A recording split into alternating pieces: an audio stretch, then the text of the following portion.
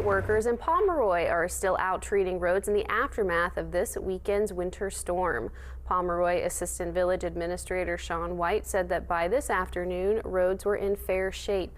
With some ice remaining, the crews are working to mitigate with salt. Despite some mechanical issues with the truck, White says the work has mostly gone smoothly. White encourages you to stick to main roads as much as possible, as there are a few roads that it's difficult for the plow vehicles to get to, though most roads have been plowed at least once.